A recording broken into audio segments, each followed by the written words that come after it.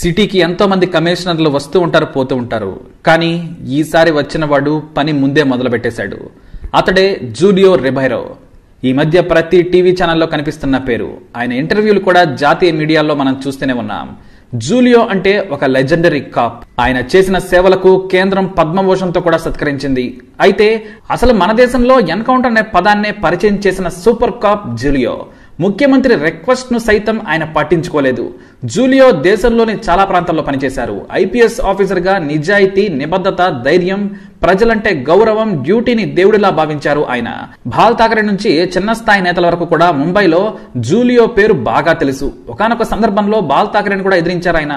ఇంత పేరు ప్రఖ్యాతులున్న జూలియో తండ్రి పోస్టల్ డిపార్ట్మెంట్ హెడ్ గా పనిచేసేవారు. ఆ రోజుల్లోనే ఆయన తండ్రికి కారు ఉండేది.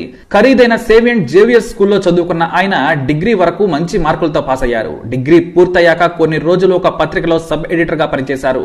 కానీ ఆయనకు పోలీస్ అధికారిగా కావాలని ఉండేది. అప్పటికే సివిల్ సర్వీసెస్ సాధిస్తే మోస్ట్ టాలెంటెడ్ అని భావించారు. దీంతో జూలియో కూడా సివిల్స్ కు ప్రిపేర్ అయి ఐపీఎస్ సాధించారు. చాలా ఏళ్ల పాటు రూరల్ ఏరియాలోనే ఎస్పీగా పనిచేశారు. పూణేకు ఎస్పీగా పనిచేశారు ఆయన. అయితే తాను చదువుకుంటున్నప్పుడు ముంబై అంత ప్రశాంతమైన సిటీ ప్రపంచంలోనే లేదంటారు ఆయన. మహిళలు కూడా ధైర్యంగా ట్రైన్లో ప్రయాణించి ఉద్యోగాలు చేసేవారు. ఎక్కడా కూడా కనీసం చిన్న ఘటనలు కూడా జరిగేవి కావు. కానీ వలసలతో పాటు జనాభా పెరుగుదలతో సమస్యలు వచ్చాయంటారు.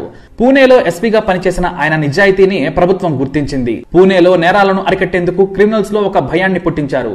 పేరు మోసిన క్రిమినల్స్ ను నడి రోడ్డు మీద కొట్టుకుంటూ స్టేషన్ కు తీసుకువెళ్లారు ఆయన. ఆ రోజుల్లో ఆ సీన్ తెగ పాపులర్ అయింది. అదే సీన్ ను ఎన్నో సినిమాల్లో కూడా పెట్టుకున్నారు. అంకుశంలో రామిరెడ్డిని కొట్టుకుంటూ రాజశేఖర్ తీసుకువెళ్లే సీన్ జూలియో రిబైరో స్టైల్ కి ఇన్స్పిరేషన్. పెద్ద పెద్ద పేరున్న డజన్ మంది రౌడీలను తన్నుకుంటూ తీసుకెళ్లేవారు. ఒక్కసారి బజారులో కొట్టాక పొలిటీషియన్స్ సైతం వారికి మద్దతుగా నిలిచి ఫోన్లు కూడా చేసేవాళ్లు కాదు. రాజకీయ నాయకులకు దూరంగా పోలీసుల వ్యవస్థ ఉండాలని ఆయన భావించేవారు. కానీ అది ఆచరణలో సాధ్యం కాదని కూడా ఆయనే అన్నారు. పూణేకు డిప్యూటీ పోలీస్ కమిషనర్ గా వచ్చిన జూలియోకు వచ్చి రాగానే సవాళ్లు ఎదురయ్యాయి. ముంబైలో గ్యాంగ్ వార్లు ప్రభుత్వానికి తలనొప్పిగా మారాయి. ప్రతిరోజు హత్యలు, గోండాలు సినిమా హీరోలా రెచ్చిపోతుంటే మీడియాకు సమాధానం చెప్పుకోలేక ప్రభుత్వ పెద్దలు తలపట్టుకునేవారు. అయితే సాధారణ స్టేషన్ పోలీసుల వల్ల కాదని దమ్మున్న జూలియోను పూణే నుంచి ప్రమోషన్ ఇచ్చి మరీ ముంబై తీసుకొచ్చుకున్నారు. మరి అందరూ అన్నట్టుగానే సిటీకి ఎంతో మంది కమిషనర్లు వస్తూ ఉంటారు, పోతూ ఉంటారు. కానీ వస్తూనే పని మొదలు పెట్టేశాడు జూలియో రిబైరో.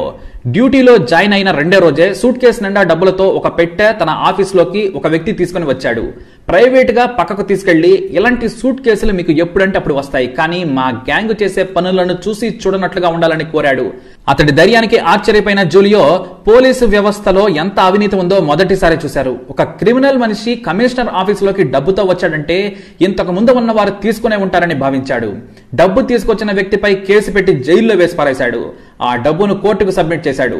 ఆ గ్యాంగ్స్టర్ సూట్ కేసులో పంపిన డబ్బు జూలియో నెల జీతం కంటే కొన్ని వందల రెట్లు ఎక్కువ. కానీ ఆయన నిజాయితీగా ఉండేందుకు ఇష్టపడతారు. తాను నిజాయితీగా ఉండడమే కాదు, అందరూ అలాగే ఉండాలని వార్నింగ్ ఇచ్చేసేవారు. అయితే తాను శివాజీ పార్క్ ఏరియా డీసీపీగా ఉన్నారు. ఆ ఏరియా టైగర్ బాల్ ఠాకరేది. ఆయన్ను హ్యాండిల్ చేయలేక ఐపీఎస్ లంతా ట్రాన్స్ఫర్లు చేయించుకునేవారు. అయితే ఇంటెలిజెన్స్ డిపార్ట్మెంట్ బాల్ ఠాకరే తన కార్యకర్తలతో మాట్లాడిన ఒక ఫోన్ కాల్ ను రికార్డు చేసింది.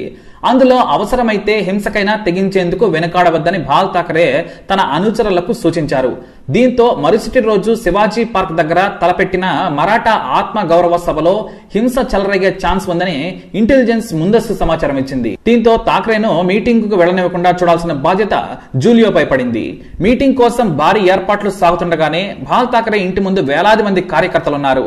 కానీ ప్రశాంతంగా వాతావరణం ఉంది. బాల్ ఠాకరే నివాస ప్రాంతంలో నినాదాలు చేసేవారు కాదు. అయితే జూలియో తన టీంతో ఠాకరే నివాసంలోకి వెళ్లి మీటింగ్ ను రద్దు చేసుకోవాలని కోరితే బాల్ ఠాకరే ససేమిరా అన్నారు. అయినా జూలియో ఒప్పుకోలేదు. మీరు మీటింగ్ కి వెళ్లొద్దని చెప్పారు. కాంగ్రెస్ గవర్నమెంట్ మీకు చెప్పిందని మమ్మల్ని అడ్డుకుంటున్నారా అని జూలియోను ఠాకరే నిలదీశారట. అది కాదు సార్ అని ఠాకరే మాట్లాడిన మాటలను టైప్ చేసుకుని వచ్చి మరీ వినిపించారట. అదే ఆ ఫోన్ లో మాట్లాడిన మాటలను వినిపించారు. ఇంటెలిజెన్స్ మీ కాల్ ను రికార్డ్ చేసింది. ముందస్తు చర్యల్లో భాగంగా మీరు వెనక్కి తగ్గాలి, లేదంటే మేం ఫోర్స్ యూజ్ చేస్తాం. అదే జరిగితే మీ ఫాలోవర్స్ ఏం చేస్తారో మీకు తెలుసు. ప్రశాంతంగా ఉన్న నగరాన్ని మీరు నిప్పుల కొలిమి చేస్తారా చెప్పండి అని ఆధారాలు లేకుండా మేం మాట్లాడడం లేదని ఒప్పించారట. దీంతో కాంగ్రెస్ ప్రభుత్వం నా మీటింగ్ ను అడ్డుకునేందుకు కుట్రపడిందని స్టేట్మెంట్ ఇచ్చి ఆ సభను రద్దు చేసుకున్నారు. మరికొన్ని నెలల తర్వాత అదే సభకు భద్రతాధికారిగా వెళ్లి బాల్ ఠాకరే మనసు కూడా గెలుచుకున్నారు జూలియో. మాకు భద్రత ఇచ్చేది మీరే, మాకు అడ్డుపడేది మీరే బ్రదర్ అంటూ థాక్రే నవ్వుతూ జూలియో మీద చేయి వేసి చెప్పారట. ఆ తర్వాత ఒక డిఎస్పీ స్థాయి అధికారి జూలియో నిజాయితీ టార్చర్ తట్టుకోలేకపోయాడు. కొంతమందికి నిక్కచ్చిగా నిజాయితీగా ఉండేవారంటే భయం. దీంతో సీఎం నుంచి ఫోన్ చేయించుకున్నాడు. కానీ జూలియో ససేమిరా అన్నాడట. మీ స్థాయికి ఒక అధికారి ట్రాన్స్ఫర్ కోసం నాకు ఫోన్ చేస్తారా సార్? మీరు చెప్పినా నేను ఆ అధికారిని ట్రాన్స్ఫర్ చెయ్యను. ఇలా మీరే మార్చుకుంటూ పోతే మేం ప్రజలకు సేవ ఏం చేస్తామనడంతో ఆ సీఎం ఫోన్ కట్ చేశారట. దీంతో ఏకంగా డీజీపీ నుంచి మళ్లీ ఫోన్ వచ్చింది. ఇక వెంటనే మీరందరూ నా మీద ఒత్తిడి తెచ్చి 10 మంది ట్రాన్స్ఫర్లు కోరే కంటే నన్నే పంపించండి, మీకు టెన్షన్ ఉందని చెప్పారట. ఇంకేముంది, ఆ విషయం అక్కడితో ఆగిపోయింది. ఎవ్వరు ఏమీ చేయలేకపోయారు. మాట వింటేనే, వినకపోయినా సరే అతడి మాటే నగ్గాలి. ఇక ముంబై పోలీస్ కమిషనర్ గా ఆయనకు బాధ్యతలు వచ్చే సమయం ఆసన్నమైంది. వరదాభాయ్, మస్తాన్, కరీంలాలా, దావూద్, పఠాన్ గ్యాంగులు ఇలా వందలాది మాఫియా గ్యాంగులు, గ్యాంగ్స్టర్లు వీధుల్లో పడి కాల్చుకుని చంపుకుంటూ ఉన్నారు. దీంతో జూలియోకు మతిపోయింది. వాళ్లకు వాళ్లు కాల్చుకుంటే పోలీసులు ఏం చేస్తున్నారని ముంబై ఇటాలియన్ మాఫియాలా తయారైందని మీడియా విమర్శిస్తూ భారీ ఆర్టికల్స్ రాసేవి.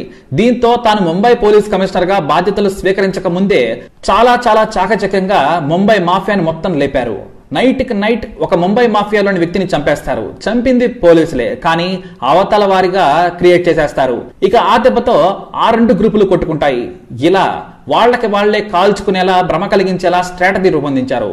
ఎందుకంటే రాజకీయ నాయకులు కానీ విమర్శిస్తున్న ఇదే మీడియా కానీ ఎన్కౌంటర్స్ చేస్తే మళ్లీ మనల్నే విమర్శిస్తుందని గ్రహించి ప్రత్యేక టీంలను తయారు చేసుకున్నారు. ముందుగా మొత్తం కొత్త వారిని తన టీంలోకి తీసుకున్నారు. ట్రైనింగ్ పూర్తి చేసుకున్న ఐఏఎస్లు, ఆ తర్వాత కానిస్టేబుల్స్ ని తీసుకుని ట్రైనింగ్ ఇచ్చారు. షూటింగ్ ఎలా చేయాలో దగ్గరుండి నేర్పారు. క్రిమినల్స్ ఎక్కడ ఉన్నారో తెలుసుకునేందుకు సిటీ మొత్తం స్లీపర్ సెల్స్ ను ఏర్పాటు చేశారు.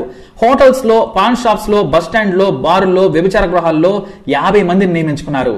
ఏ గ్యాంగ్ ఏ టైం కు వస్తుందో తెలుసుకొని అర్ధరాత్రి మఫ్తీలో వెళ్లి కాల్చి చంపి వచ్చేసేవారు. మామూలు వాహనాలు మఫ్తీల్లో ఉంటే ఆపోజిట్ గ్యాంగ్ చంపిందని అనుకునేవారంతా. అలా వాళ్లు రెచ్చిపోయి రోడ్ల మీద పడుతుంటే 100 మందిని ఎన్కౌంటర్ చేసి పారేశారు. దీంతో గ్యాంగ్స్ అన్ని చల్లా చెదురయ్యాయి.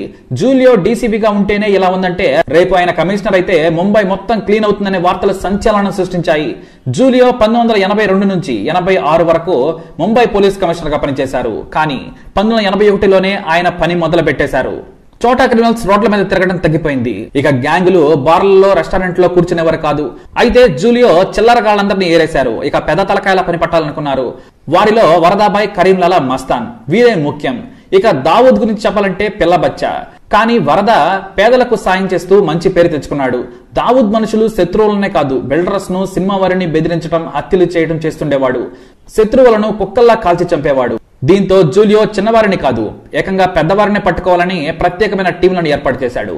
అందులో కొత్తగా వచ్చిన ఐపీఎస్లను కూడా చేర్చుకున్నాడు. దూబే లాంటి ఎన్కౌంటర్ స్పెషలిస్టులకు ఆరాధ్య దైవం జూలియోనే. 1982 నుంచి 1986 వరకు ఆయన కమిషనర్ గా పనిచేశారు. కమిషనర్ గా బాధ్యతలు స్వీకరించిన తర్వాత ముంబైని ఏలుతున్న మస్తాన్ టీం వెంట పడ్డారు పోలీసులు. ఆస్తులను సీజ్ చేయడం దగ్గర నుంచి ఎలక్ట్రానిక్స్, గోల్డ్ స్మగ్లింగ్ బ్లాక్ చేశారు.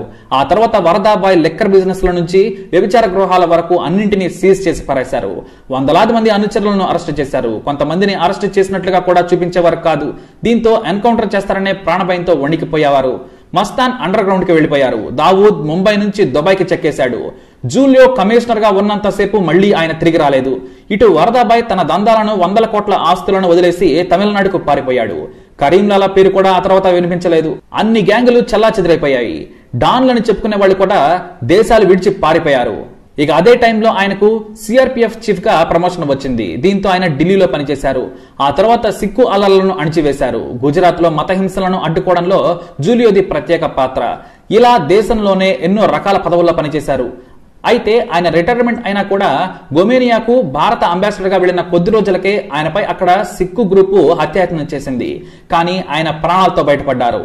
ఇలా ఆయన దేశంలోని పోలీస్ వ్యవస్థకు నిజాయితీగా బాట వేసి ధైర్యం అనే పందాను పరిచయం చేశారు. అయితే ఇదంతా ఒకెత్తైతే ఎన్కౌంటర్లు చేస్తేనే నేరాలు తగ్గవు, సమాజంలో మార్పు రావాలంటారు ఆయన. అంతేకాదు, ఎన్కౌంటర్ స్పెషలిస్టుల్లో చాలా మంది బద్మాష్లు కూడా ఉన్నారు. నన్ను సూపర్ కాప్ మాత్రం అనొద్దు, ఎన్కౌంటర్ స్పెషలిస్ట్ అసలే అనొద్దు అంటారు ఆయన. జూలియో గురించి ఇంకా తెలియాలి అంటే ఆయన రాసిన bullet for bullet, my life use a police officer book చదివితే మరెన్నో ఆసక్తికరమైన విషయాలు తెలుసుకోవచ్చు. మొత్తానికి పెద్ద పెద్ద డాన్లే ముంబై వదిలి పారిపోయారు. వెనక్కి తిరిగి రావడానికి కూడా ఆలోచించలేదు. ఎందుకంటే ప్రతి పోలీసుడు ఒకలా ఉండడు. ఈసారి వచ్చిన పోలీస్ పని ముందే మొదలు పెట్టేశాడు. మరి జూలియో రిబైరోపై మీ అభిప్రాయాన్ని తప్పకుండా కమెంట్ ద్వారా వ్యక్తం చేయండి. వీడియోని లైక్ చేయండి, షేర్ చేయండి, మా ఛానల్ ని సబ్స్క్రైబ్ చేసుకోండి.